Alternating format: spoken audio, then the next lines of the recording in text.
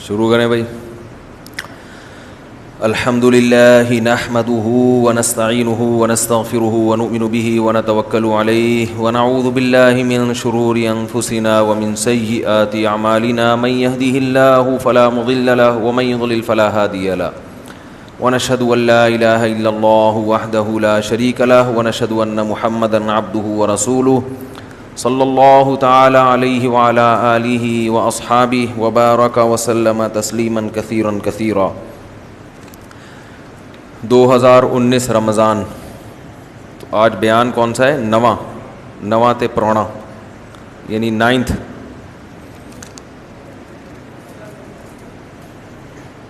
کل میں نے تھوڑا سا رسول اللہ صلی اللہ علیہ وسلم کی سیرت پر بیان کیا تھا کہ جہاد کا پس منظر کیا ہے، کس طرح سے آپ صلی اللہ علیہ وسلم پر ظلم ہوا اور کس طرح پھر اسلام میں لڑائیاں ہوئی ہیں. وہ پورا پس منظر ذہن میں ہونا ضروری ہے، کیونکہ آج لوگ ایک طعنہ دیتے ہیں کہ اسلام کس سے پھیلا ہے؟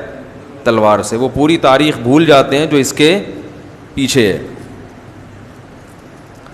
جو لوگ یہ کہتے ہیں نا اسلام تلوار سے پھیلا ہے، ان سے کہیں کہ اب کیوں پھیل رہا ہے اتنا ہے بھائی؟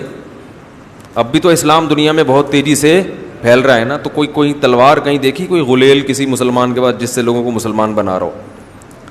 باقی اگر کوئی مسلمان کسی دہشت گردی میں پکڑا جاتا ہے تو وہ صرف مسلمان نہیں، وہ غیر مسلم بھی پکڑے جاتے ہیں.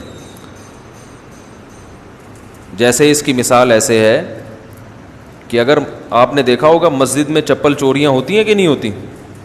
میری جتنی چوریاں مسجد میں چپل جتنی مسجد میں چوری ہوئی ہیں نا، کتنی کہیں بھی نہیں ہوئی. تو کیا یہ کہہ سکتے ہیں کہ نمازی چور ہوتے ہیں؟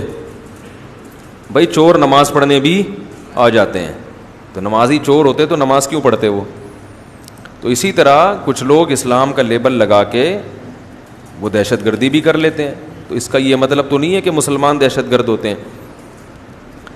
تو آج ہم سورہ انفال اور سورہ توبہ انشاءاللہ اس کی منتخب آیات میں پڑھوں گا آپ کے سامنے، اور یہ پوری ٹوٹل سورہ انفال اور سورہ توبہ A to Z شروع سے آخر تک جہاد ہی جہاد ہے.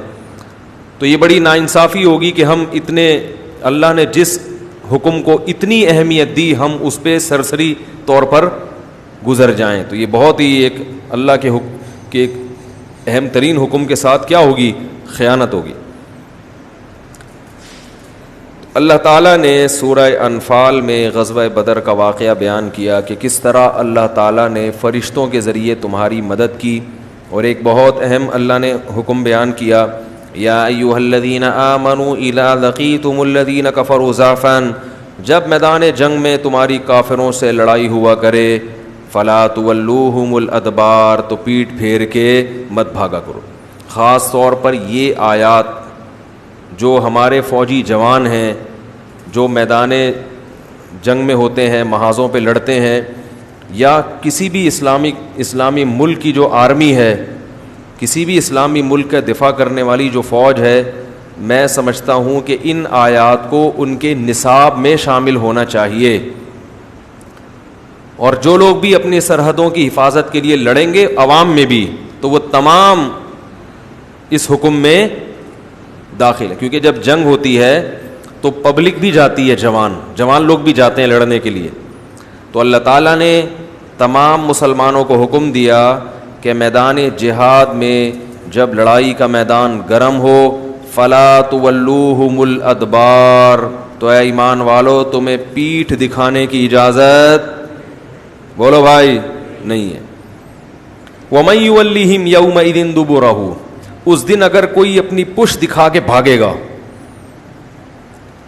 جنگ ہو رہی ہے، کوئی فوجی نکل لیا پتلی گلی سے، ہے بھائی سر میں ذرا پانی پی کے آ رہا ہوں، اور نکل لیے کہ یار کون لڑے گا. کسی نے بھی اس دن اپنی پشت دکھائی ہے، کوئی بھی مجاہد جو اللہ کی راہ میں لڑ رہا ہو، اس نے اس موقع پر بھاگا میدان جنگ چھوڑ کر، اپنے ساتھیوں کو چھوڑ کر بھاگا. الا متحرفا لقتال، ہاں اگر اس کی نیت تھی لڑائی کے لیے اپنے آپ کو تیار کرنا، جیسے کوئی تھکتا ہے تو پیچھے پلٹتا ہے تاکہ میں تھوڑا ریسٹ کر کے دوبارہ جاؤں جنگ میں، یہ نیت ہو.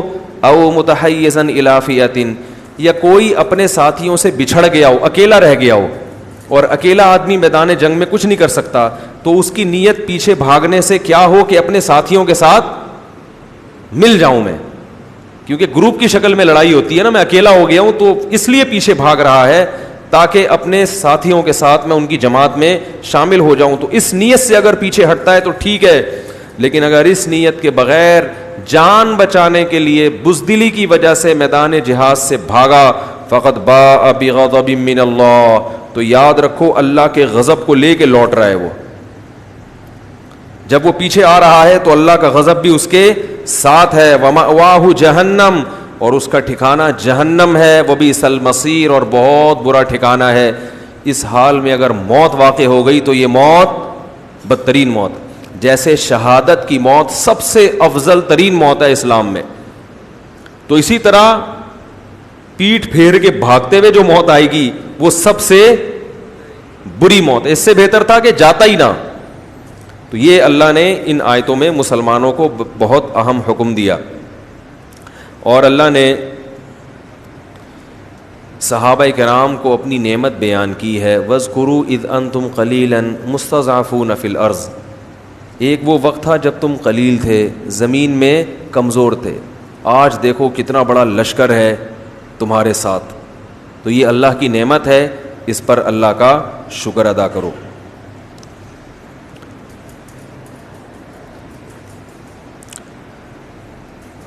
اس میں اللہ تعالیٰ نے مال غنیمت کے احکام بھی بیان کیے ہیں. جب لڑائی ہوتی ہے تو دشمن کا مال بھی ہاتھ میں آتا ہے. تو جب کسی اسلامی ملک کی غیر مسلم ریاست سے لڑائی ہوگی تو جو کچھ بھی دشمن سے ہاتھ آئے گا تو وہ کسی بھی مجاہد کو اپنی جیب میں ڈالنے کی اجازت نہیں ہے. اس پہ غنیمت کے احکام جاری ہوں گے. فَأَنَّ لِلَّهِ خُمُسَهُ وَلِلرَّسُولِ، اللہ اس کے رسول کے لیے پانچواں حصہ. تو جب اللہ اس کے رسول کا نام لیا جاتا ہے تو مراد اس سے ہوتا ہے غربا اور مساکین کے لیے. تو وہ اللہ اس کے رسول کی طرف نسبت کر دیتے ہیں کہ اللہ اس کے رسول کا ہے. تو مراد کیا ہوتا ہے؟ غربا اور مساکین. تو وہ غنیمت کے تفصیلی احکام وہ میں بتاؤں گا تو بہت ٹائم ہو جائے گا. تو مال غنیمت کا بھی تقسیم کا بھی شریعت نے ایک طریقہ بیان کیا ہے. پھر اللہ نے فرمایا یا ایھا الذین آمنوا، اے ایمان والو، اذا لقیتم فئۃ، جب تمہاری ملاقات ہوا کرے کسی جماعت سے. اب دیکھو اللہ تعالیٰ کیسے الفاظ استعمال کر رہے ہیں، ملاقات. حالانکہ ملاقات تو ہوتی ہے اور بھائی کیا حال ہے، السلام علیکم، طبیعت ٹھیک ٹھنڈی والان خواہ دے ٹول جوڑ توڑ سنگے مڑور، یہ ہوتی ہے ملاقات. لیکن یہاں کیا مراد ہے؟ کیا ہو گیا؟ میدان جنگ میں دشمن سے، اس کو بھی اللہ نے ملاقات سے تعبیر کی ہے. جیسے ہم کسی کو بڑے دھمکی دیتے ہیں نا، تو کہتے ہیں اچھا ٹھیک ہے کل انشاءاللہ آپ سے رنگ میں ملاقات ہوگی. تو وہ ملاقات وہ والی نہیں ہوتی جو عید بقرعید پہ ہوتی ہے. یہ بھی ایک قرآن کی بلاغت ہے کہ ہمارے لیے یہ جنگ ایسے ہے جیسے ملاقات ہو رہی ہے. چلو جی یہاں نہیں تو بارڈر پہ ملتے ہیں چل کے. یہاں ہم تمیز سے مذاکرات کی میز پہ بات کرنا چاہ رہے تھے، تم یہاں آئے نہیں تو بارڈر پہ کچھ ہیلو ہائے ہو جائے. سمجھ رہے ہیں؟ بارڈر پہ کیا ہو جائے؟ ہیلو ہائے ہو جائے، کچھ ملاقات ہو جائے. تو اللہ فرماتے ہیں کہ جب تمہاری ملاقات ہو کسی جماعت سے، یعنی جنگ ہو جائے، فَاثْبُتُوا، تو ثابت قدمی دکھاؤ، وَاذْكُرُوا اللَّهَ كَثِيرًا، اور اللہ کا ذکر کثرت سے کرو. میدان جہاد میں ذکر کی اہمیت عام حالات سے زیادہ ہے. یہ جو نعرہ تکبیر لگایا جاتا ہے میدان جنگ میں، اللہ اکبر، اس کی بھی کثرت کرنی چاہیے. اور ویسے بھی چلتے پھرتے اللہ کا ذکر کثرت سے کرنا چاہیے. اور یہ بھی اللہ نے حکم دیا کہ لا تنازعوا، آپس میں اختلاف مت کرو، فتفشلوا، اس سے تم بکھر جاؤ گے، وتذهب ريحكم، تمہاری قوت ٹوٹ جائے گی. تو اگر کسی ملک سے تمہاری لڑائی ہو رہی تو پوری قوم کو ایک پلیٹ فارم پہ جمع ہو جانا چاہیے. اس میں سارے اختلافات کو بولو بھائی بھلا دینا چاہیے. اور جو ماتحت لوگ ہیں ان کو اپنے امیر کی اور کمانڈر کی اطاعت کرنی چاہیے. ایسا نہ ہو امیر کمانڈر کہہ رہا ہے جاؤ لڑو، وہ کہہ رہا ہے کیوں بھائی وہاں کیوں، ادھر بھیجنا چاہیے آپ کو مجھے. وہ والا مورچہ ادھر تو کوئی نہیں بھیجا، آپ اس کو وہاں بھیج دیا اور اپنے خالو کو ادھر تشکیل کر دی، اور جو ہے نا میں چونکہ غیر ہوں تو مجھے ادھر ٹرانسفر کر رہے ہو میرا. یہ چیزیں نہیں، یہ بھی ہوتا ہے نا سب کچھ. تو سمجھ رہے ہیں؟ اللہ فرماتے ہیں اطاعت کرنی ہے. اگر تم نے اطاعت نہیں کی تو تمہاری ہوا اکھڑ جائے گی, یعنی تمہاری طاقت اور قوت برباد ہو جائے گی. وَاصْبِرُوا, اور صبر کرو اس اطاعت پر, کیونکہ بعض دفعہ کمانڈر یا امیر ایسی بات کا حکم دے دیتا ہے جو تمہیں ناگوار گزرتی ہے, تو ناگوار ہونے کے باوجود تم نے اس کو فالو کرنا ہے اللہ کو راضی کرنے کے لیے. منافقین کا بیان کیا کہ غزوہ تبوک کس میدان غزوہ تبوک کا آگے تفصیل سے ذکر ہے کہ منافقین, غزوہ تبوک جو ہوئی تھی نا اس میں بہت لمبا سفر تھا اور گرمیاں تھیں شدید اور کھجور کے باغات پکے تیار تھے. اب کتنی بڑی آزمائش ہے, پورے سال کی محنت اب رنگ لا رہی ہے اور شدید گرمی, اور حکم دیا جا رہا ہے جہاد میں نکل جاؤ. کیسی قربانیاں ہیں صحابہ کرام کی آپ دیکھو. عرب کی گرمی, اور تبوک آج بھی سعودی عرب میں ہے, اچھا خاصا دور ہے اور ریگستانی سفر ہے.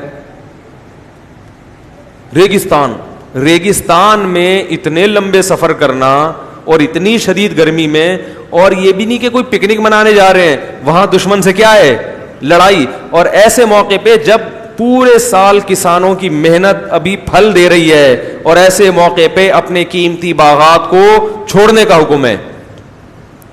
تو اس موقع پر منافقین نے بڑا لیت و لعل سے کام لیا ہے. ایکچولی مسئلہ یہ ہے, ابھی یہ پرابلم ہے. تو ہوا یہ کہ ان منافقین نے تو بہانے مارے, اور یہ فرض عین ہو گیا تھا جہاد, کیونکہ نبی نے سب کو نکلنے کا حکم دیا تھا.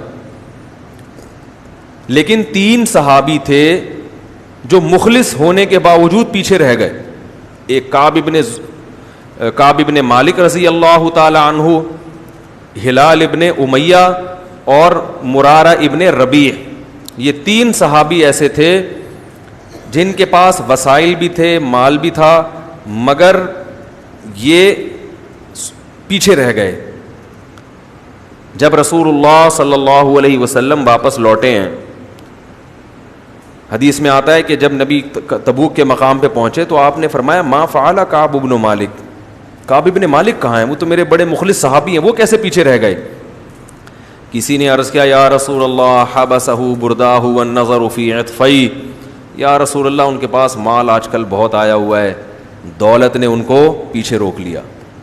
تو کسی دوسرے نے کہا کہ بیس ما قلتا, تم نے بہت بری بات کی کعب ابن زہیر مالک کے بارے میں. یا رسول اللہ ما علمنا فیہ الا خیرا, ہم نے کعب ابن مالک میں ہمیشہ خیر پائی ہے, کوئی عذر ہوگا, ورنہ وہ پیچھے رہ جانے والوں میں سے بولو نہیں. جب یہ لشکر واپس لوٹا تو نبی صلی اللہ علیہ وسلم مسجد نبی میں بیٹھے, تو اب جو منافقین ہیں نا وہ آ کے اپنے آزار پیش کرنے لگے. میں اصل میں یہ مسئلہ میرا یہ ہو گیا تھا کہ وہ مجھے تو حکیم نے منع کیا جانے, وہ میں اپنی طرف سے کہہ رہا ہوں, یعنی کچھ بھی الٹے سیدھے آزار, ڈاکٹر تو ہوتے نہیں تھے اس زمانے میں. میرے ساتھ ایکچولی یہ مسئلہ تھا, میرے ساتھ یہ نبی کو پتہ تھا کہ یہ جھوٹ بول رہے ہیں. آگے سورہ توبہ میں آ رہا ہے یحلفون باللہ یعتذرون الیکم, یہ عذر کر رہے ہیں, سب جھوٹے عذر ہیں. لیکن نبی صلی اللہ علیہ وسلم ان کے زبان سے نکلے ہوئے کلمات پر فیصلہ کر رہے تھے کہ تم کہہ رہے عذر تھا تو ہم مان لیتے ہیں, حالانکہ آپ کو معلوم تھا کہ یہ جھوٹ بول رہے ہیں. لیکن نبی نے ان کے ظاہر کو مانا کہ ٹھیک ہے. یہ بھی ایک طریقہ ہوتا ہے کہ ہر چیز کا حساب نہیں لیا جاتا. یہ جو میں نے کل بتایا تھا نا, نبی نے منافقین کو کھڑا کر کے سب کو گولی سے کیوں نہیں اڑا دیا, سب کی گردنیں کیوں نہیں اڑا دی, اتنے منافقین پریشان کر رہے تھے. یہ بھی سیاست تھی. آپ صلی اللہ علیہ وسلم کو صحابہ نے کہا کہ ان کو قتل کر دیں. آپ نے فرمایا اگر میں قتل کروں گا تو مشرکین اور کافر کہیں گے ان محمدن یقتل اصحابہ, محمد صلی اللہ علیہ وسلم اپنے ساتھیوں کو بھی قتل کر دیتے ہیں, کیونکہ لوگوں کو کیا پتا کہ منافق ہیں.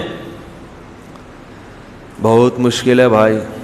دیکھو یہ کیسی بصیرت, کیسی حکمت, کیسی سیاست. ہمارے ہاں ہے کہ بس اڑا دو, یہ کر دو, وہ کوئی سیاست, کوئی بصیرت کچھ بھی نہیں ہے. تو یہ ہمارے دینداروں کا حال ہے. نبی نے فرمایا میں اگر ان کو قتل کروں گا تو مجھے پتا ہے نا کہ منافق ہیں, اور آپ کو پتا ہے, کافروں کو تھوڑی پتا ہے. ان کا اسلام میں داخلہ رک جائے گا. وہ کہیں گے بھائی یہ تو بڑے سخت لوگ ہیں, ان کو تو اپنے ساتھیوں سے کبھی کوئی تھوڑا سا مسئلہ ہو تو گردن اڑا دیتے ہیں, تو ڈر جائیں گے, اسلام میں داخلہ نہیں ہوگا, اس سے گویا اسلام بدنام ہوگا. تو یہ بھی کیا تھی نبی صلی اللہ علیہ وسلم کی سیاست, اور ہمیں سیرت سے یہ چیز بھی سیکھنی چاہیے کہ ہر صحیح کام کرنے کا نہیں ہوتا, اس میں گراؤنڈ ریئلٹی کو دیکھنا پڑتا ہے, دائیں بائیں دیکھنا پڑتا ہے, اس کے اثرات کیا پڑیں گے, افورڈ کر سکتے ہیں کہ نہیں کر سکتے. اڑا دو, یوں کر دو, اس کو فتوا دے دو ممبر پہ بیٹھ کے, ٹھیک ہے نا, حق بیان کر دو ڈنکے کی چوٹ پہ, جو ہوگا دیکھا. ابے اس کے اثرات کیا پڑ رہے ہیں لوگوں پہ ہیں تو کچھ بھی نہیں دیکھتے, اور حق پرست عالم سمجھتے ہیں اس کو جو ڈنکے کی چوٹ پہ بیٹھ کے سب بیان سب بتا دے. ایک دفعہ میں نے کہا سب, ایک صاحب مجھے کہنے لگا سب بتا دو مفتی صاحب. میں نے کہا سب بتا دیں, ہاتھ پاؤں کٹوا دیں, اپنے نہیں آپ کے, ٹھیک ہے. تو عالم وہ ہوتا ہے جو حکمت, مصلحت, حق بات کس وقت کہنی ہے اور کس انداز سے کہنی ہے, کون سا موقع ہے, اس موقع پر یہ کہنا بھی ہے کہ نہیں کہنا. بیگم پہلے ہی جلی بھنی بیٹھی ہے اور آپ نے اس کو اسی وقت بیٹھ کے نماز روزے کی تبلیغ کرنا شروع کر دی, وہ مانے گی؟ وہ کہے گی میں پیسے مانگ رہی ہوں اور ادھر کیا زکوٰۃ پر پورا بیان چل رہا ہے. آج کیا ہوا, میں جامع رشید میں ریکارڈنگ کروا رہا تھا, 11واں پارا تھا پتہ نہیں 10واں, تو میں اس کا خلاصہ تیار کر رہا تھا نا دماغ میں, میرا دماغ پورا ادھر لگا ہوا. تو میرے ساتھ ایک دوست گئے تھے قاری صاحب, وہ بیٹھے ہوئے مجھے سمجھا رہے ہیں, مفتی صاحب دیکھو اللہ آپ سے بڑا دین کا کام لے رہا ہے, اور یہ جو ہے نا آپ جو قرآن کا خلاصہ پیش کر رہے ہو اس کی قدر کرو, یہ بڑا اللہ آپ سے کام لے رہا ہے. اب بار بار میرا دماغ ادھر, پھر میں ادھر آؤں, یار میں یہ خلاصہ تیار کر رہا ہوں. تو پھر وہ مفتی صاحب دیکھو اس پہ اللہ کا شکر ادا کرنا چاہیے, محنت کرنی چاہیے, چھوڑ نہیں دینا چاہیے یہ کام, شکر ادا کرنا چاہیے, جو شکر کرتے ہیں اللہ ان کو نوازتا ہے. پھر میں ادھر, اب وہ ٹائم ہو رہا ہے 6 بجے لائیو چلتا ہے نا, پھر میں ادھر, اب میں پھر جب دوسری دفعہ میں نے کہا قاری صاحب پہلے مجھے بیان کرنے دو, پھر انشاءاللہ آپ کا بیان میں تفصیل سے سنوں گا, پہلے میں ایک دفعہ بیان کر لوں, پھر اس سے زیادہ لمبا بیان میں آپ کو یہاں بٹھا کے میں انشاءاللہ ڈیٹیل میں. تو مطلب یہ تھا کہ یہ اچھی بات ہے, مگر یہ ابھی اس کا موقع, ابھی ایک آدمی دیکھ رہے ہو مصروف ہے اور جو ہے وہ ایک پریپریشن میں لگا ہوا ہے, تیاری میں لگا ہوا ہے, وہ خلاصہ تیار کر رہے ہیں, اور آپ اس کو بیٹھ کے چاہے اپریشیٹ ہی کر رہے ہیں, چاہے تعریف ہی کر رہے ہیں, کچھ بھی کر رہے ہیں, لیکن ابھی یہ موقع نہیں ہے. تو میں نے جب ان کو یہ کہا نا, میں نے کہا ایسا ہے کہ پہلے میرا ہو جائے پھر میں آپ کا سن لوں گا. تو وہ ایک دم کلا بازی کھا کے ہنسے اور وہ مغرب تک ہنس رہے تھے, مغرب میں ملا پھر بھی ہنس رہے ہیں, کہہ رہے آپ نے جو تنبیہ کا جو اسٹائل تھا نا وہ اسٹائل بڑا مزیدار تھا. تو غصے میں کوئی بیٹھا ہوا ہو, آپ نے اس وقت جا کے اس کو سمجھانا شروع کر دیا, نماز پڑھا کرو, زکوٰۃ دیا کرو. وہ کہے گا میں پیسے مانگنے آیا ہوں, قرضہ مانگ رہا ہوں, اور تو کیا کر رہا ہے. تو ہمارے ہاں اس چیزوں کا خیال نہیں کیا جاتا. تو اب کیا ہوا, نبی صلی اللہ علیہ وسلم جب واپس تشریف لائے, چونکہ یہ سورہ توبہ میں پوری غزوہ تبوک کو بڑی ڈیٹیل میں بیان کیا گیا ہے, اور اس میں اس واقعے کو بھی اللہ نے ہائی لائٹ کیا ہے. تو نبی صلی اللہ علیہ وسلم جب واپس آئے تو منافقین جھوٹے جھوٹے آزار پیش کر رہے تھے, یہ ہو گیا, آپ کو پتا تھا جھوٹ بول رہے ہیں اور جھوٹی قسمیں اٹھا رہے ہیں, لیکن آپ نے ان کو چھوڑ دیا. جب کعب بن مالک آئے تو بڑے پریشان تھے کہ میں کیا کہوں گا, میں تو مخلص ساتھیوں میں سے ہوں. اور حضرت کعب بن مالک کہتے ہیں ہر جنگ میں نبی کے ساتھ شریک رہا ہوں میں. کہتے ہیں صرف بدر میں اس لیے نہیں کہ مجھے تو پتہ ہی نہیں تھا کہ یہ لڑائی ہو جائے گی, ورنہ ہر جہاد میں نبی کے ساتھ شریک رہا. کہہ رہے ہیں جب میں نبی کے پاس آیا تو آپ نے پوچھا کہ کیا عذر تھا تمہارا, الم یکن قد ابتعت ظہرک, کیا تم نے سواری نہیں خریدی تھی, تمہارے پاس تو سواری بھی تھی, سب کچھ تھا.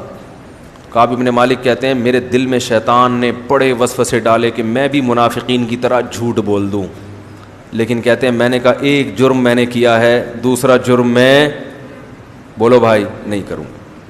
کہتے ہیں میں نے کہہ دیا کہ یا رسول اللہ کوئی عذر نہیں تھا, کوئی عذر نہیں تھا میرا, بس شیطان نے روک لیا مجھے, اور اتنا مالدار تو میں پہلے کبھی تھا ہی نہیں جتنا ابو.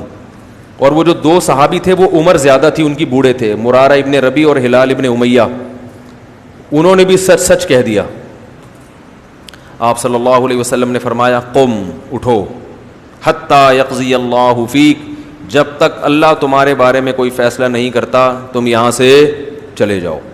آپ ایسے غضبناک ہوئے کہ آپ صلی اللہ علیہ وسلم نے صحابہ کو حکم دے دیا کوئی بھی ان سے بات چیت نہ کرے. کیونکہ ایسی سخت لڑائی تھی, اتنی گرمی تھی, شدت تھی, ایسے موقع پہ اپنے ساتھیوں کا ساتھ چھوڑ دینا اچھا کام.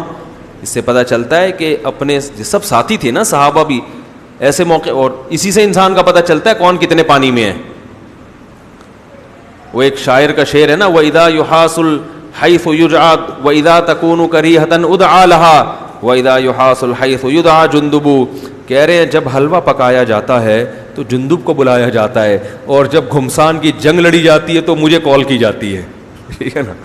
تو غیرت مند لوگوں کو کب یاد کیا جاتا ہے؟ مشکل میں. اور وہ کیونکہ وہ مشکل میں ساتھ دیتے ہیں, اور جو ساتھ مشکل میں نہیں دے رہا, صرف افطار پارٹیوں میں تو آپ کے ساتھ آ رہا ہے, مشکلات میں آپ کا ساتھ چھوڑ دیتا ہے, وہ غیرت مند اور دوستی کے قابل نہیں ہے. یہ دوسروں کے بارے میں نہیں, ہمیں اپنے بارے میں سوچنا چاہیے کہ ہم ایسے, ہم تو ابھی پتہ ہے کیا ذہن میں آ رہا ہوگا, اچھا وہ جو بندہ ہے نا صحیح کہہ رہے ہیں مفتی صاحب اس کے بارے میں. ہمیں چاہیے کس کے بارے میں؟ اپنے بارے میں, کہ کیا میں ایسا ہوں یا نہیں ہوں. تو نبی نے فرمایا جاؤ اللہ تمہارے بارے میں فیصلہ کرے گا, اور صحابہ کو حکم دے دیا کوئی ان سے بات چیت نہ کرے, اور بیویوں کو حکم دیا وہ بھی الگ ہو جائیں ان سے. صحابہ نے پوچھا کہ طلاق دے دیں, فرمایا نہ طلاق مت دو, ان سے کہو الگ ہو جائیں, اپنے ماں باپ کے گھر چلی جائیں. وہ جو 2 صحابی تھے بوڑھے, انہوں نے کسی خادم کو بھیجا کہ نبی سے جا کے پوچھیں کہ ہم نہیں, ان کی بیویوں نے پوچھا نبی سے کہ یا رسول اللہ یہ بوڑھے ہمارے دونوں شوہر کیا ہیں, بوڑھے ہیں, ان کو خدمت کی ضرورت ہے, تو ہم اگر اپنے ماں باپ کے گھر چلی جائیں گی تو یہ بوڑھے شوہر کی خدمت کرنے والا کوئی بھی نہیں ہے. تو نبی نے حکم دیا کہ ٹھیک ہے تم گھر پہ رہو مگر یہ تمہارے پاس نہ آئیں. تو انہوں نے کہا یا رسول اللہ یہ ہمارے پاس آنے کی سکت نہیں رکھتے, کیونکہ جب سے ان کا بائیکاٹ ہوا ہے اور پتہ چلا ہے کہ نبی ناراض ہیں, یہ رونے کے علاوہ کوئی کام نہیں کرتے. کعب بن مالک کہتے ہیں کہ مجھے لوگوں نے مشورہ دیا کہ تم بھی اپنی بیوی سے کہو کہ جا کے نبی سے پرمیشن لے آئیں. فرماتے ہیں میں نے کہا کہ وہ تو بوڑھے تھے, میں جوان ہوں, مجھے تو شرم آ رہی ہے. نبی بولیں گے تمہیں کیا خدمت کی ضرورت ہے بھائی. فرماتے ہیں میں نے نبی سے یہ درخواست, بولو بھائی, نہیں. کہتے ہیں 1 دن 2 دن 3 دن 4 دن ایسی حالت ہو گئی کہ جس کا قرآن نے ذکر کیا ہے سورہ توبہ میں, ضاقت علیہم الارض بما رحبت, زمین اپنی کشادگی کے باوجود ان پر تنگ ہو گئی. فرمایا میں بازاروں میں نکلتا, لوگ مجھ سے منہ پھیر لیا کرتے تھے. 1 دن 2 دن 3 دن 4 دن 5 دن, کہتے ہیں ایسا لگتا تھا کہ میں زمین کیا ہو گئی ہے. دیکھو اس موقع پر اگر ذرہ برابر بھی نفاق ہوتا یا ایمان کمزور ہوتا, ہم ہوتے تو ہم کیا سوچتے کہ بھئی ساری زندگی ہم نے ساتھ دیا, اپنا وطن چھوڑ کے ہجرت کی, ہر میدان میں نبی کا ساتھ دیا, اگر ایک لڑائی میں شریک نہیں ہوئے تو کیا ہو گیا, ہم یہ کہتے نا. باقی تو سارے گئے ہیں, اگر میں نہیں گیا تو کون سا طوفان آ گیا, ہم یہ کہتے نا. اور اس پر اتنی سخت سزا ہمیں دی جا رہی ہے کہ بائیکاٹ کیا جا رہا ہے, ہماری بیویوں تک کو اپنے والدین کے گھر بھیج دیا گیا, اور کوئی مدینہ میں ہم سے بات کرنے کے لیے تیار نہیں ہے. کتنی بڑی آزمائش. یہ کہنا آسان ہے, جس پہ گزرتی ہے وہ جانتا ہے کہ کتنی بڑی آزمائش ہے. آج کسی سے عقیدت محبت ہونا, ذرا سی کوئی کوتاہی اس کی سامنے آ جائے, فوراً عقیدت کا جنازہ, ایک دم عقیدت کا جنازہ نکل جاتا ہے. تو اس موقع پر روم کا بادشاہ تھا, پتہ نہیں فارس کا, مجھے یاد نہیں, اس کو جب پتہ چلا نا کہ کعب ابن مالک جو سرداروں میں سے ہے اور ان کے ساتھیوں نے ان کے ساتھ یہ سلوک کیا کہ کوئی بات ہی نہیں کر رہا, تو اس نے ایسے موقع پہ دشمن فائدہ اٹھاتے ہیں نا, تو اس نے خط بھیجا کعب ابن مالک کی طرف. تو حضرت کعب ابن مالک کہتے ہیں کہ میں بازار میں چل رہا تھا کہ ایک پکارنے والا پکار رہا تھا, میں یدل علی کعب ابن مالک. بھائی کعب ابن مالک کون ہے, کیونکہ وہ اجنبی تھا, دوسرے ملک سے آیا تھا. تو لوگ اشارہ کر رہے تھے وہ ہے, نام بھی نہیں لے رہے تھے کہ بات نہ ہو جائے, نبی نے منع کیا بات چیز, اشارہ کر رہے تھے کہ بھائی سمجھ رہے ہیں. وہ میرا بیٹا ہے نا, ایک دن چھوٹا سا بچہ, میں نے اسے بولا یہ کس نے توڑا ہے, تو پتہ کیا کہتے ہیں, ایسے نا ایسے کر کے. وہ جب بھی میں کسی کو اشارہ کرتا ہوں تو مجھے وہ منظر یاد, وہ منہ سے نہیں بول رہا, ڈر رہا تھا, کہہ رہا ہے ایسے کر کے اس نے کیا ہے, تاکہ اس کو پتہ نہ چلے کہ میں اس کی طرف اشارہ کر رہا ہوں. تو بچے اس طرح کی حرکتیں کرتے ہیں. خیر کہنے لوگ کیا کرنے لگے, اشارہ. کیونکہ نبی نے بات چیز سے منع کیا ہے. کہہ رہے ہیں وہ میرے پاس آئے اور مجھے خط تھما دیا. اس خط میں لکھا تھا کہ ہمیں یہ پتہ چلا ہے، بادشاہ نے لکھا تھا کہ تمہارے ساتھیوں نے تمہارے ساتھ بڑا ظلم کیا، حالانکہ تم تو عزت کے قابل آدمی. دیکھو چڑھانے والے ایسے چڑھاتے ہیں نا، تم ذلت کے لائق نہیں ہو، تم عزت کے قابل ہو، تمہارے ساتھ ایسا سلوک نہیں ہونا چاہیے، تم ہمارے پاس آ جاؤ، ہم تمہیں عزت بھی دیں گے، پیسہ بھی دیں گے، حکومت بھی دیں گے. کوئی اور ہوتا کیسا پھسل جاتا ہو ایسے موقع پہ. کعب بن مالک کہتے ہیں میں نے اس خط کو ایسے کر کے پھاڑا اور میں نے کہا جیسے ایک آزمائش میرے اوپر آئی تھی، اب یہ اللہ کی طرف سے ایک آزمائش میں ناکام ہوا تو اتنی سزا مل رہی ہے اللہ کی طرف سے. وہ سمجھتے ہیں یہ سب کس کی طرف سے ہو رہا ہے؟ اللہ کی طرف سے. انہوں نے کہا یہ اتنی بڑی آزمائش، پھاڑ دیا اس خط کو. کہتے ہیں پھر وہی کوئی بات ہی نہیں کر رہا. کہہ رہے میں جب مسجد نبی میں آ کے نماز پڑھتا، میں دیکھتا کہ نبی صلی اللہ علیہ وسلم میری طرف دیکھتے ہیں، لیکن میں جیسے ہی سلام پھیرتا تو آپ اپنے رخ کو میری طرف سے پھیر لیتے. کیسا شاک گزرتا ہوگا. یہاں تک کہ 40 دن اسی حال میں گزر گئے. جب 40 دن گزرے ہیں تو حضرت کعب بن مالک، کیونکہ مسجد نبی سے گھر تھا آپ کا دور، تو فجر کی نماز اپنے گھر کی چھت پہ پڑھ رہے تھے.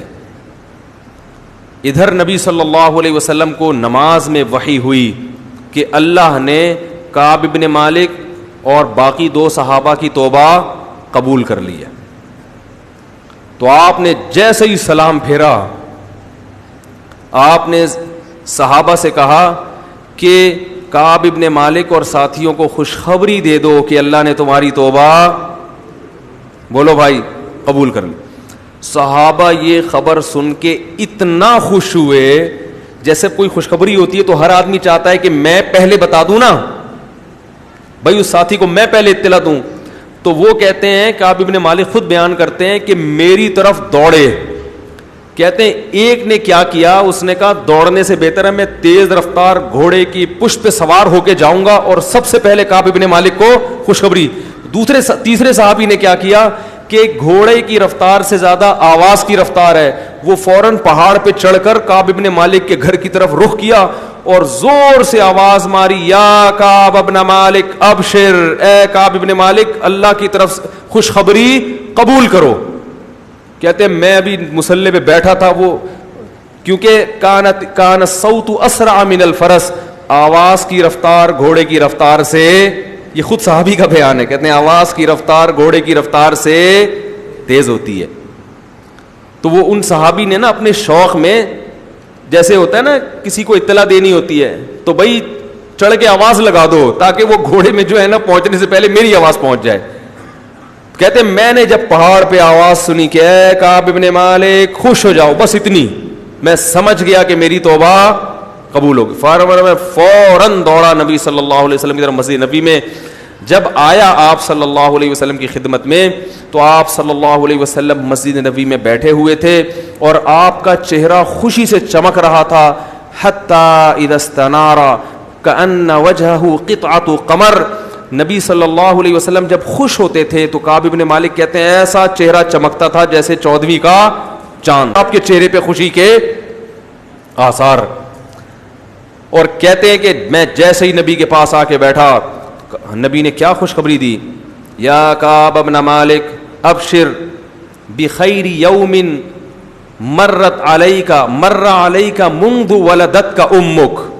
کیا بشارت دی، اے کعب جب سے تیری ماں نے تجھے جنا ہے اس سے زیادہ بہتر دن تیری زندگی میں نہیں آیا، ایسے دن کی مبارکباد قبول کرو. حضرت کعب نے فوراً کیا کہا، امن عندک ام من عند اللہ یا رسول اللہ، یہ آپ کی طرف سے خوشخبری ہے یا اللہ کی طرف سے؟ فرمایا لا بل من عند اللہ، یہ میری طرف سے نہیں، یہ کس کی طرف سے؟ یعنی وہ چاہ رہے تھے کہ نبی نے اپنی طرف سے معاف کیا، یہ اللہ نے کچھ حکم دیا ہے، تھوڑی تسلی چاہ رہے تھے نا. تو نبی نے کیا فرمایا، من عند اللہ، یہ معافی کس کی طرف سے ہے؟ پکا کام ہوا ہے، پکا. کہتے ہیں نا سپریم کورٹ کا فیصلہ ہے بھائی، یہ اس کو چینج نہیں کیا جا سکتا. یہ کس کا فیصلہ ہے؟ اللہ کا. کیسے خوش ہوئے کعب بن مالک، فوراً کہا یا رسول اللہ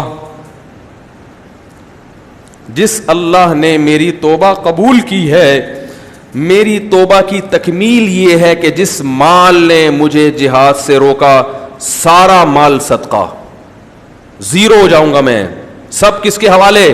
آپ کے حوالے، جہاں چاہیں خرچ کریں۔ نبی نے فرمایا نا نا نا نا نا، ایسا نہ مت کرو، ٹھیک ہے نا، کچھ روکو اور کچھ سارا صدقہ کر دو گے۔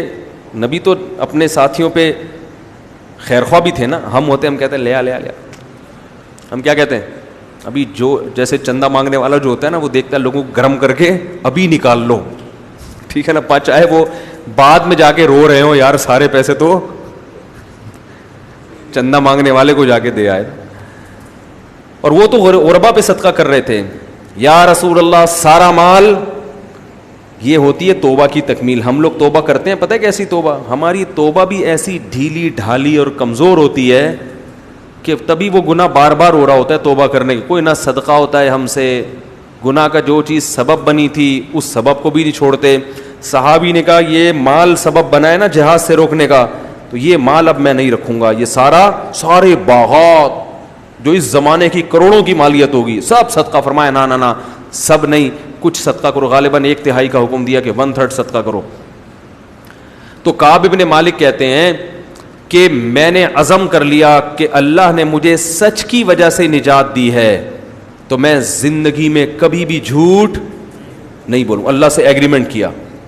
اور فرماتے ہیں اس کے بعد اللہ نے مجھے بہت آزمایا، کئی مواقع پہ مجھے سچ بولنے میں نقصان ہو رہا تھا لیکن مجھے اپنا وعدہ یاد آتا تھا کہ میں کبھی بھی زبان سے غلط بیانی نہیں کروں گا۔ اور یہ پتہ ہے کعب ابن مالک آخر عمر میں نابینا ہو گئے تھے اور اپنے بیٹے کو یہ واقعہ سنا رہے تھے پورا، جو صحیح بخاری صحیح مسلم کی حدیث میں۔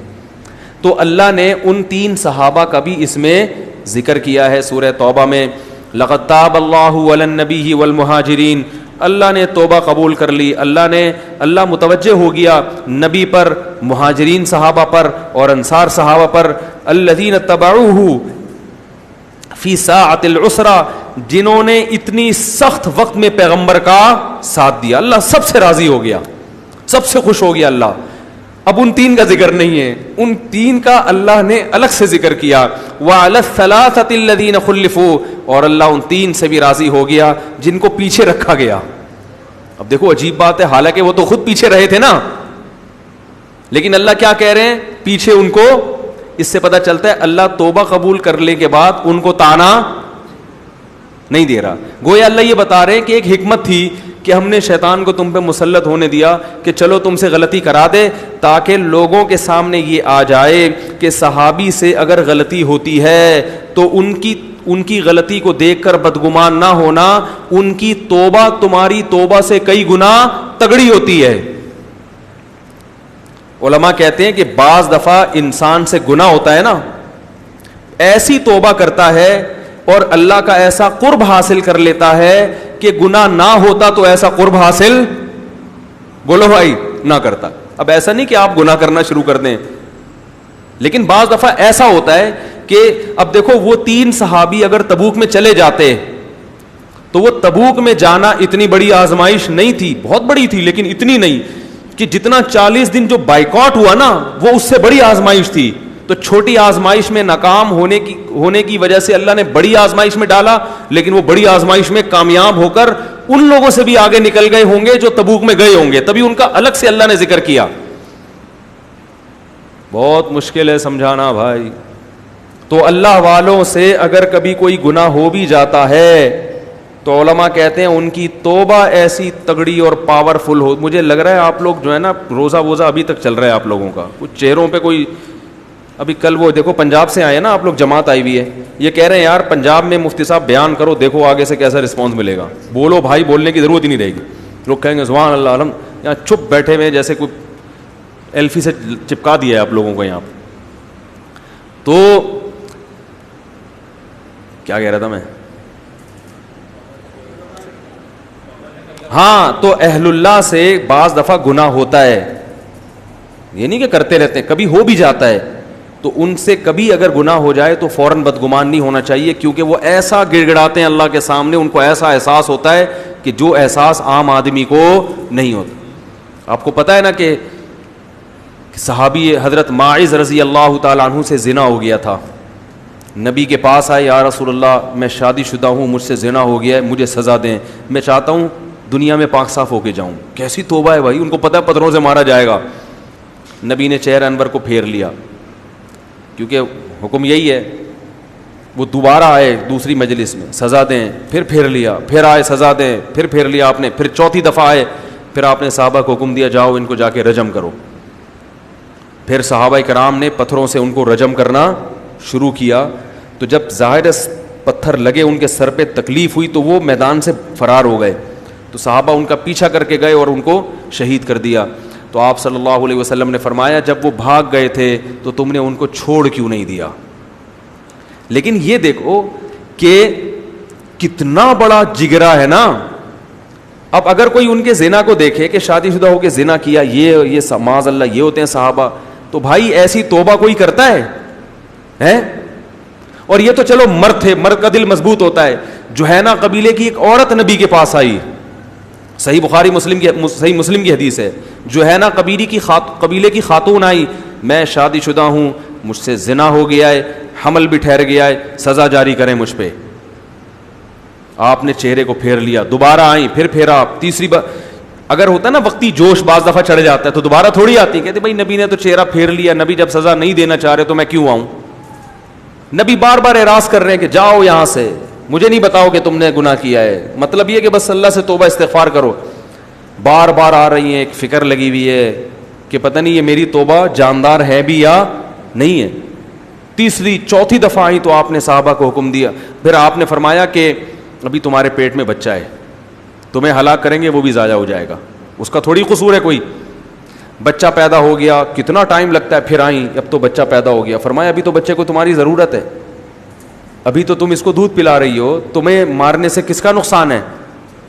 تو جب تقریباً 7 سال کا ہو گیا نا بچہ, کتنا یعنی ایک ہوتا ہے نا وقتی جذبات میں آ کے تو دیکھا وہ لوگ عشاء سے لے کے فجر تک عبادت میں لگے رہتے ہیں.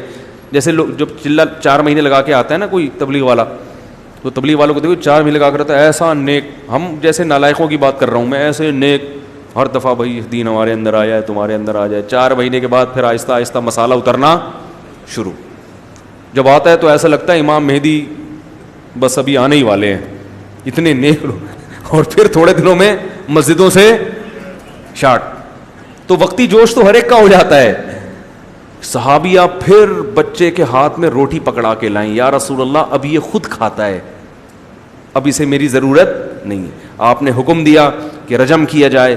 رجم کیا گیا تو پھر نبی نے حکم دیا کہ میں نماز جنازہ پڑھاؤں گا ان کی. صحابہ نے کیا, یا رسول اللہ ایک زانی عورت کا آپ نماز جنازہ پڑھا رہے ہیں جس نے زنا کیا, بدکاری کی. حضرت عمر نے بھی اشکال کیا. نبی نے فرمایا لقد تابت توبۃ لو قسمت بین 70 من اہل المدینۃ لوسعتهم. اے عمر ایسی توبہ کی ہے کہ اگر 70 کبیرہ گناہوں کے مرتکب لوگوں میں اس کی توبہ تقسیم کر دی جائے تو 70 لوگوں کی مغفرت کرنے کے لیے اس ایک عورت کی توبہ کافی ہے. تو کیسے نماز جنازہ, اتنی مبارک عورت ہے. تو پتہ یہ چلا کہ کسی کا صرف گناہ نہیں دیکھا جاتا, اس کی توبہ بھی دیکھی جاتی ہے. اور اسی طرح یاد رکھو کہ ہر آدمی کو ایک لاٹھی سے مت ہانکا کرو. بعض اداکارائیں ہیں جن کی زندگی بڑی فحاشی میں گزری, بعض ایکٹر ہوتے ہیں بڑی برائی میں زندگی گزری, اب وہ تھوڑا سا دین کی طرف آ رہے ہیں, کچھ پرانے جراثیم باقی ہیں, کچھ اچھی چیزیں پیدا ہو گئیں, تو لوگ ان پرانے جراثیم کو تو ہائی لائٹ کرتے ہیں. اب دیکھو ابھی بھی چہرہ کھول کے میک اپ کر کے ٹی وی میں آ رہی ہے, ارے پہلے ڈانس کرتی تھی, اب کم از کم سر پہ دوپٹہ رکھ لیا, تو خوشی مناؤ نا کہ چلو پہلے سے کیا ہو گیا. اب آپ اس کو قیاس کر رہے ہو کسی عالمہ پر, کسی مفتیہ پر, کہ وہ ان کے تو کبھی ناخن بھی نظر نہیں آیا اور اس کے صرف دوپٹہ پہن کے آ رہی ہے. تو ہر ایک کو ایک لاٹھی سے, ہر ایک کے الگ ہوتا ہے نا, وہ جس ماحول میں رہے ہیں اس ماحول میں تو یہ بھی بڑی غنیمت ہے. تو پازیٹیو سوچ کو معاشرے میں پروموٹ کرنا چاہیے. وہ جنید جمشید کا کیا حشر کیا تھا, وہ گانے بجانے چھوڑ کر آیا, اتنی اللہ نے اس کو عزت دی تھی, وہاں پر سب چھوڑ, کبھی کبھار وہ پھر بھی گنگنانے لگتا تھا نا, ٹھیک ہے نا, غلط تھا, نہیں گانے وانے نہیں گانے چاہیے, لیکن یہ تو دیکھو یار اتنی بڑی قربانی دی, اب ایک آدھ باجا کبھی کبھار بجاتا ہے تو غلط کرتا ہے, لیکن آپ اس کی جگہ ہو کر اگر سوچو کہ جو اسٹیج پہ ناچنے والا تھا اس نے داڑھی رکھ لی اور اس کے لیے اتنی بڑی قربانی, یہ بہت بڑی قربانی ہے, تو ایسے موقع پر اپریشیٹ کرنا چاہیے کہ یار چلو ایک باجا ہے, انشاءاللہ یہ بھی چھوٹ جائے گا. لیکن کمنٹس دیکھو لوگ, اب یہ کیا توبہ کی ہے. اور اسی طرح جو فنکارائیں اداکارائیں کچھ ہیں ایسی ایکٹریسز ہیں جو فلمیں بناتی تھیں, ڈانس ماس کرتی تھیں, وہ آ کے نعتیں پڑھ رہی ہیں گانے چھوڑ کر نا, تو لوگ کہہ رہے ہیں یہ نعت پڑھ رہی ہے. تو یار چلو گانے تو چھوڑ دیے نا اس نے, کچھ تو اللہ رسول کا نام لے رہی ہے. اب آپ اس کو کسی عالمہ پر قیاس مت کریں. ایک آدمی شراب پیتا تھا, وہ چرس پہ آ گیا. اب آپ کہہ رہے ہیں چرس پیتا ہے, ہیروئن پیتا تھا وہ چرس پہ آ گیا. آپ کہہ رہے ہوں ہمارے مسجد کے مفتی صاحب تو سگریٹ بھی نہیں پیتے اور یہ کیا پی رہا ہے, چرس. تو بھائی مفتی صاحب پہ سگریٹ ایسی ہے جیسے ایک عام آدمی پہ ہیروئن, ٹھیک ہے نا, فرق ہوتا ہے نا بھائی. ایک آدمی مدرسے میں پلا بڑا ہے, وہ سگریٹ پیے تو وہ سگریٹ بھی اس کے لیے بہت بری چیز ہے. اور ایک آدمی بےچارا چرس پیتا, ہیروئن پیا کرتا تھا, وہ ہیروئن چھوڑ کے چرس پہ آ گیا, نسوار رکھ رہا ہے, پان کھا رہا ہے, گٹکے کھا رہا ہے, تو اس کو تو جھک کے سلام کرو. صرف پان کھاتے ہو یار آپ ہیں, دن بھر میں صرف 25-30 گٹکے کھاتے ہو یار, تو تم تو ویسے ہی بغیر حساب کتاب کے لگتا ہے جنت میں چلے جاؤ گے. کیونکہ اس نے جو ہیروئن چھوڑی ہے وہ قربانی, کیونکہ آپ نے کبھی پی نہیں نا, اللہ پلائے بھی نہیں, پی ہو پھر پتہ چلتا ہے کہ وہ چھوڑنا بڑا مشکل کام ہے. ہاں اپریشیٹ نہ کرو کہ گٹکا کھاتے چلو کھا لیا کرو, یہ ضرور کہو کہ انشاءاللہ اللہ نے چاہا تو یہ بھی چھوٹ جائے گا. لیکن اس کو برائی مت کرو لوگوں کے سامنے, اپریشیٹ کرو تاکہ وہ دین کی طرف اور آئے, نہ یہ کہ اس کی حوصلہ شکنی کرنا شروع کر دو. تو خیر اللہ تعالیٰ نے ان کی توبہ, کہاں چل رہی تھی بات یار, جلدی سے سمیٹو, آپ گچی پکڑ کے رکھا کرو نا. ہاں تو توبہ جیسے ان تینوں صحابی کو جو اللہ نے آزمایا وہ تبوک سے زیادہ آزمایا, تو اللہ نے تمام صحابہ کی تعریف کی جو بھی تبوک میں گئے تھے, لیکن ان کی الگ سے تعریف کی. وعلی الثلاثۃ الذین خلفوا, اور ان 3 لوگوں کی بھی اللہ نے توبہ قبول کر لی جن کو پیچھے رکھا گیا تھا. حالانکہ وہ پیچھے خود رہے تھے نا, لیکن اب اللہ تعالیٰ گویا ان کو طنز نہیں کر, تانا نہیں دے رہے کہ گویا وہ کسی حکمت سے پیچھے رکھ لیا تھا تاکہ امت کے سامنے صحابہ کا یہ پہلو بھی تو آئے, امت کو اس سے بھی تو سبق ملے کہ اگر کبھی تم سے غلطی ہو جائے اور بڑوں کی طرف سے سزا ملے تو اس سزا کو ٹھنڈے پیٹوں برداشت کر لیا کرو. اس سزا کی وجہ سے منفی سوچ کو جنم نہ دینے دو, پازیٹو سوچ کو جنم دو, تو اس سے فائدہ کیا ہوگا, اللہ اور اونچا مقام دے دے گا.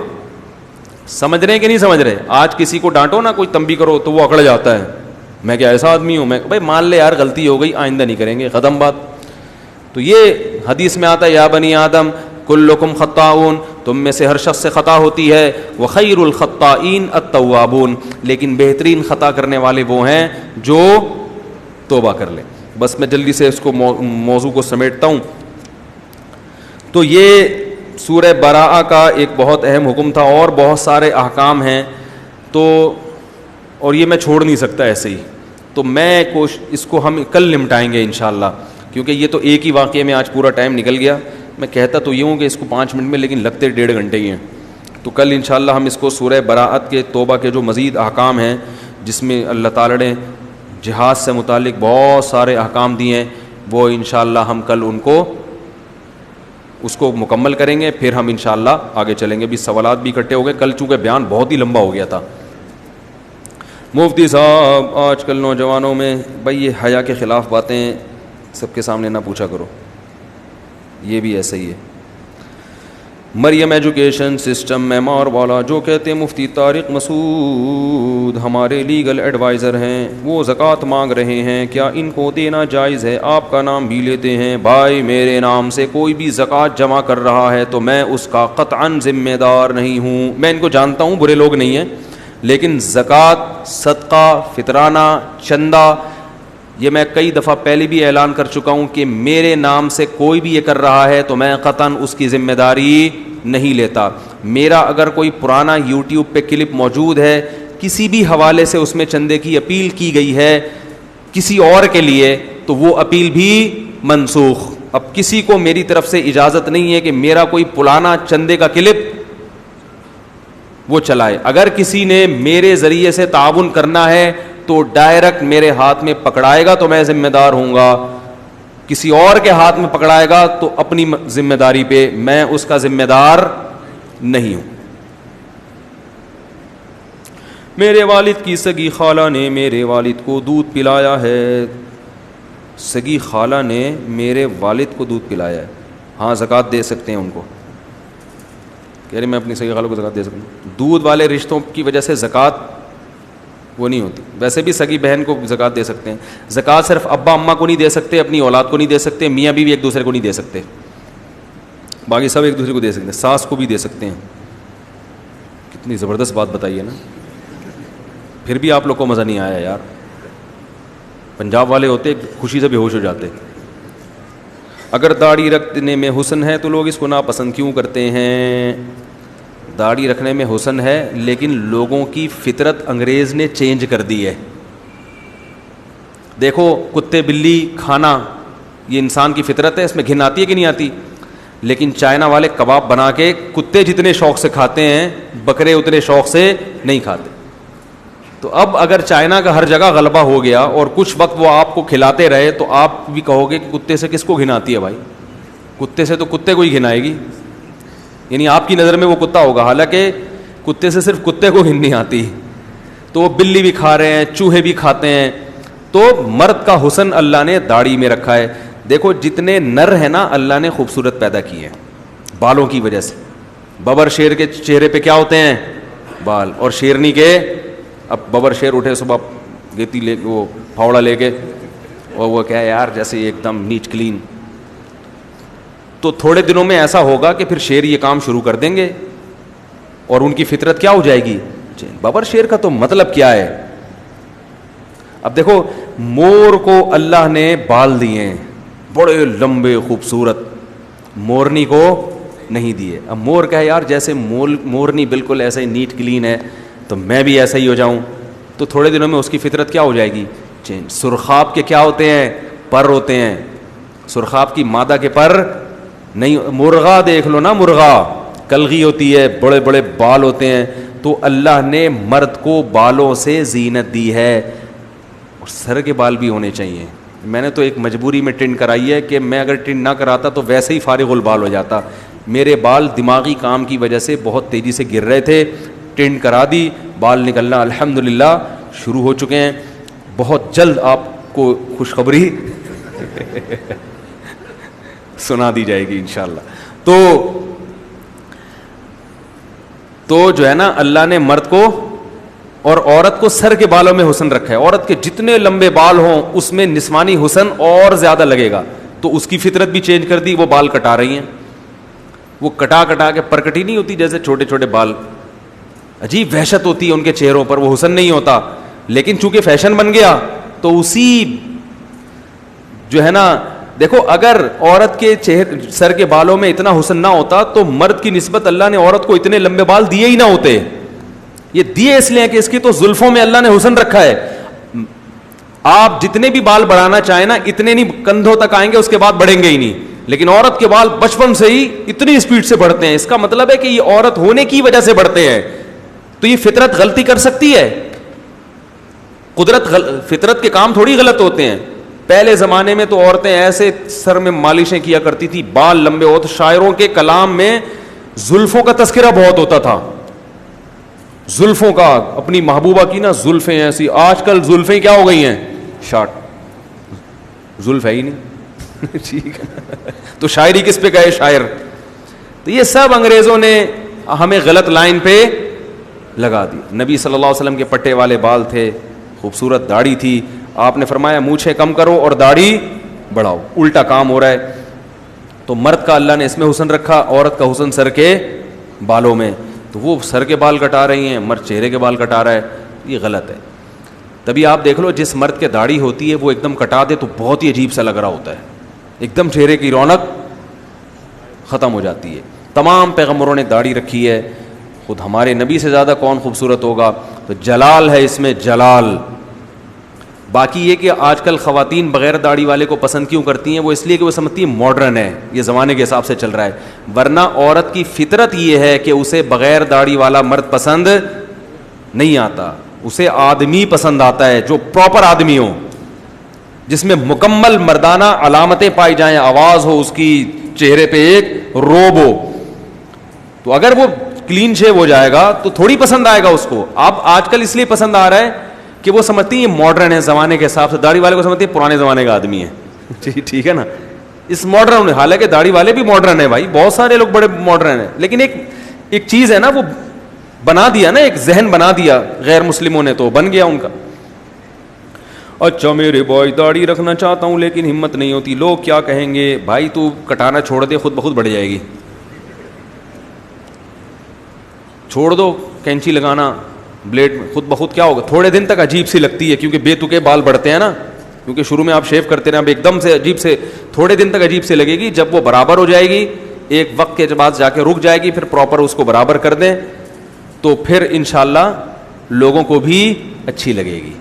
نہ لگے تو بھاڑ میں جائیں, یہ لوگ کوئی آپ کے ساتھ قبر میں تھوڑی جائیں گے.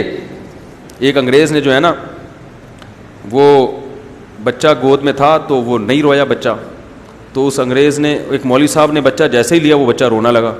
تو انگریز نے کہا دیکھو تم لوگوں سے جو ہے نا یہ بچے بھی ڈرتے ہیں مسلمانوں سے. تو مولوی صاحب نے کہا اصل میں مقصد یہ ہے کہ تمہاری گود میں جب آیا تو اس کو ماں کی ممتا کا احساس ہوا. تو ماں کی گود میں بچہ کبھی بھی روتا, مجھے پاس آیا تو اس کو پتا چلا کسی مرد کی گود میں ہے. ٹھیک ہے نا, تو اس لیے وہ دہشت بیٹھ گئی تھوڑی سی. اور داڑھی کے الٹے سیدھے خط نہ بنایا کرے, اس سے داڑھی کی رونق ختم ہو جاتی. پتہ نہیں منہ پہ کٹورا رکھ کے عجیب عجیب سی چیزیں بنا رہے ہوتے ہیں, یہاں سے باہر, جب چھوڑ دو اس کو اپنے حال پہ. بھائی قدرت نے جس طرح سے آپ کو دی ہے اسی طرح سے رکھو اور اس کو برابر کر لیا کرو. ایک مٹھی کے بعد کاٹنا جائز ہے اس کا, تو برابر, ایسے نہ ہو کہ وہ بالکل ہی جو ہے نا وہ عجیب سے وہ لہرا رہی ہوتی ہے, وہ پھر داڑھی کے ساتھ تھوڑی سی ناانصافی ہے. اللہ تعالیٰ سمجھنے کی, عمل کی توفیق عطا فرمائے.